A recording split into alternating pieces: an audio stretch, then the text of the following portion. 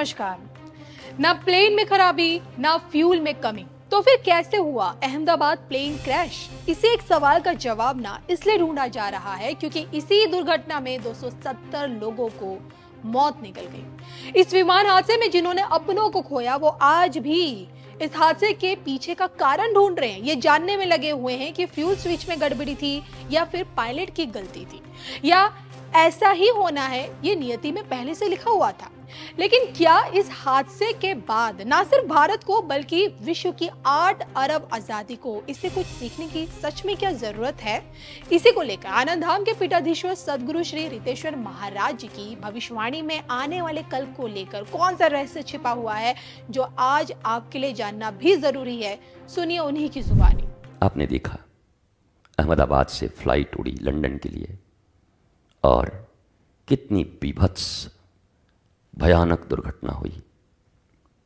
कुछ ही क्षण पहले 242 लोग हंसते खिलखिलाते मुस्कुराते अनंत कार्यों से लंदन की ओर चले। सबके सपने अलग, आकांक्षाएं अलग, तैयारियां अलग, जीवन के कितने सपने थे, पर वो 30 सेकंड में सब समाप्त हो गए। 30 सेकंड मिला, अंग तक जल गए। ईश्वर सबकी आत्मा को शांति प्रदान करें। भारत के लिए दुख असहनीय है। हम भारतवासी बहुत ज्ञानी और आस्थावान हैं। आस्था से ये मानते हैं कि प्रभु अपने श्री चरणों में उनको स्थान देना, और ज्ञान ये कहती है कि जिंदगी बड़ी अनिश्चित है।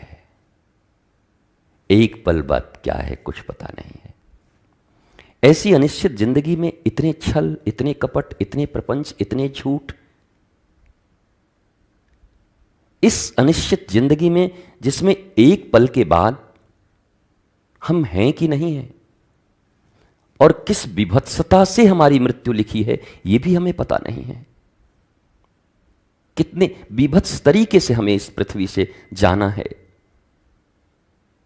यह भी हमें रत्ती मात्र भी हमें ज्ञान नहीं है इसका।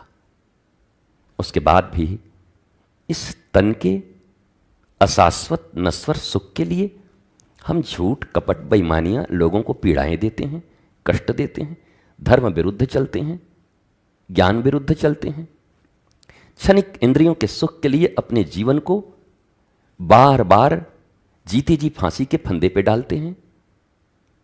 संतों के जीवन में और ऐसे जो अज्ञानी हैं उनके जीवन में क्या अंतर है?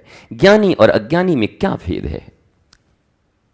एक भेद है केवल, संत या ज्ञानी जीवन के प्रत्येक क्षण को अंतिम क्षण समझकर सत्कर्म में लगे रहते हैं। प्रभु यही क्षण अंतिम क्षण है तुम्हारा दिया हुआ, इसलिए इस क्षण में तो मैं तुम्हारा नाम लूंगा, इस क्षण में तो मैं परमार्थ करूंगा, इस क्षण में तो मैं आनंदित रहूंगा, इस क्षण में मैं इस पृथ्वी और प्रकृति के लिए कोई सत्कर्म करूंगा। ये संत ज्ञानी का काम है। इसे ही संत कहते हैं। इन्हें ही ज्ञानी, साधु, गुरु, भक्त कहते हैं। और कोई दूसरा परिभाषा मत समझ लेना। और जो असंत हैं, अज्ञानी हैं, वो क्या रावण की तरह अभी बताएंगे, अभी वहां आ रहे हैं तो समझेंगे, अभी ये करेंगे, अच्छा 2 साल बाद इसको मैं बताऊंगा। क्या बताओगे? वो वक्त तुम्हें बता देगा, समाप्त हो जाओगे। प्रत्येक क्षण को अंतिम क्षण समझते हुए शाश्वत जीवन का आनंद उठाना यही धर्म है। बोलो, इस धर्म को कोई गाली दे सकता है? सोशल मीडिया पे धर्म को गाली देने वाले लोग, धर्म की असली परिभाषा सुन लो। जीवन का प्रत्येक क्षण मानवता के लिए तुम्हें मिला है। अपने जीवन में आनंदित रहते हुए लोगों को आनंद वितरित करने के लिए तुम्हें मिला है। तुम कर पा रहे हो? गालियां दे रहे हो, लोगों को पीड़ाएं दे रहे हो, अपने को भी पीड़ा दे रहे हो। न स्वयं सुखी हो, न किसी को सुखी देख सकते हो। छल, कपट, प्रपंच, इन कागज के टुकड़ों के लिए, छल, प्रपंच, ये धातुओं के लिए, ये सब तुम्हारे साथ न होंगे। ये रहते हुए भी अगले क्षण कहां जाओगे ये कुछ पता नहीं है, कोई नहीं जानता। फिर इतनी छोटी सी और इतनी प्यारी सी जिंदगी में, जीवन में अज्ञानतावश ऐसी भूलें क्यों? इस जीवन का अगर पहला अचीवमेंट कुछ है तो बी नॉलेजफुल, ज्ञानी बनो। वो विचार करो, मैं क्यों आया हूं इस पृथ्वी पर? सोचो, मैं अब तक क्या कर रहा हूं? क्यों इन नश्वर चीजों के लिए मैं अपने मूलधन को गंवा रहा हूं? इसका ब्याज तो मुझे नहीं मिलने वाला, पर मूलधन गायब हो रहा है मेरा धीरे धीरे।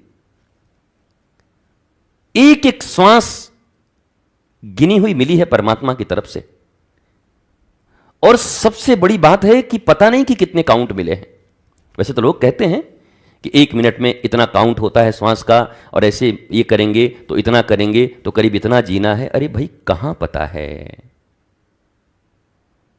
एयर इंडिया के उस फ्लाइट में बैठे किसी व्यक्ति को कहां पता था कि मेरी कितनी सांसें बची हैं? आपको भी कहां पता है कि कितनी सांसें हैं? इसलिए हर श्वास अंतिम है, और जब श्वास ही अंतिम है और मैं अरबपति भी हो जाऊंगा तो क्या मिलेगा? और हर श्वास ही अंतिम है, और अभी मैंने जल पी लिया है तो परमात्मा ने तो जल पिला दिया है, मुझे और क्या चाहिए?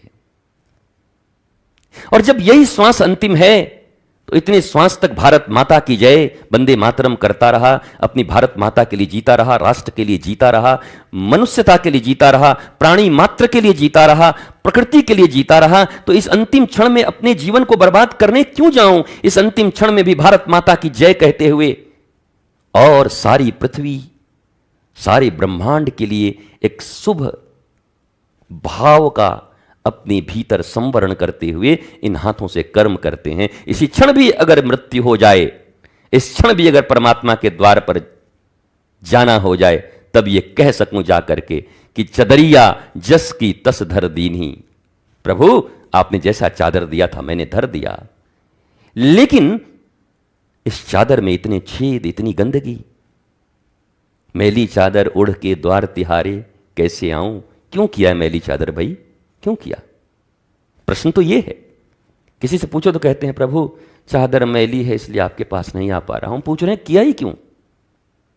चादर तो बहुत साफ मैली थी, और कबीर ने इस बात की खबर भी दी कि चदरिया जस की तस धर दीनी, धरा भी जा सकता है उसी तरीके से। तुमने मैला किया ही क्यों? अज्ञानता में प्रभु, तो ज्ञानवान क्यों ना हुए? यही तो अज्ञान था प्रभु। तो यह ज्ञान भी तो था कि ज्ञान से अज्ञान मिटेगा,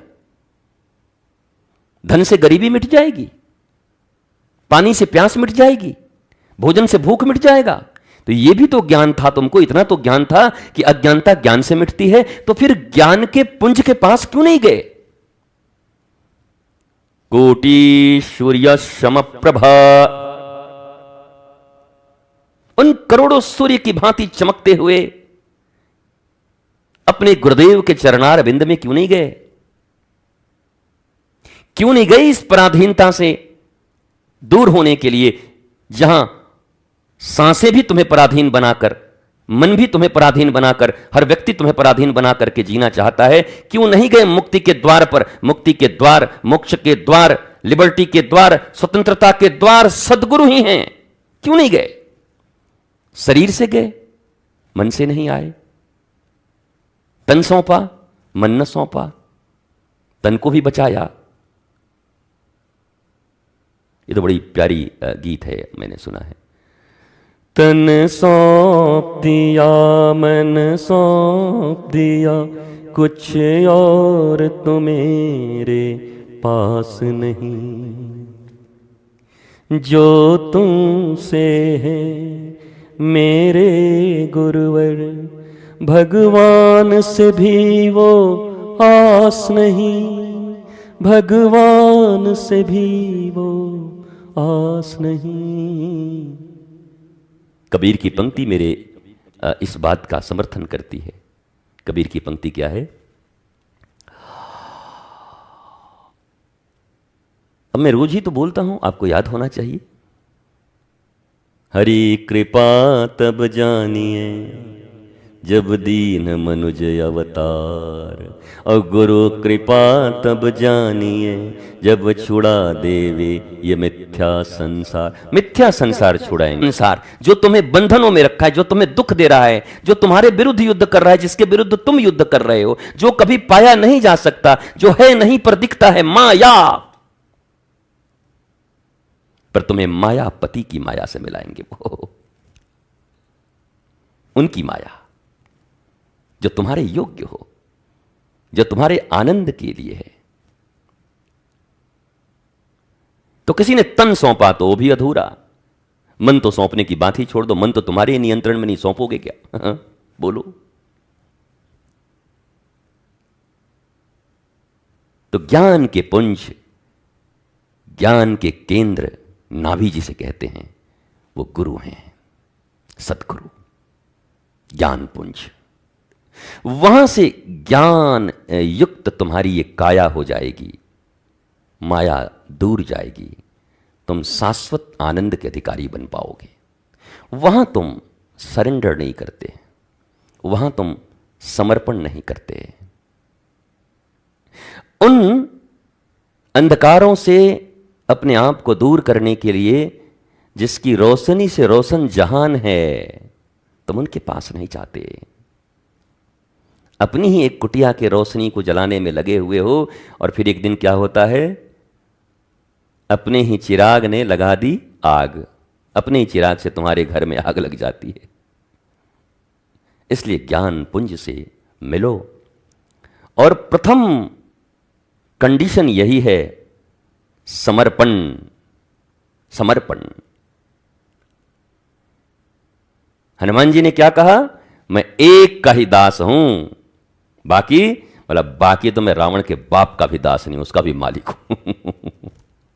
केवल रामदास हूं मैं, कृष्णदास हूं मैं, अपने प्रभु, अपने प्रियतम, अपने गुरु का दास हूं मैं।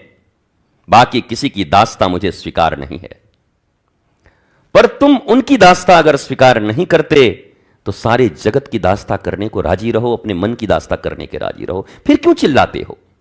यही सत्संग है, यही प्रबोध है।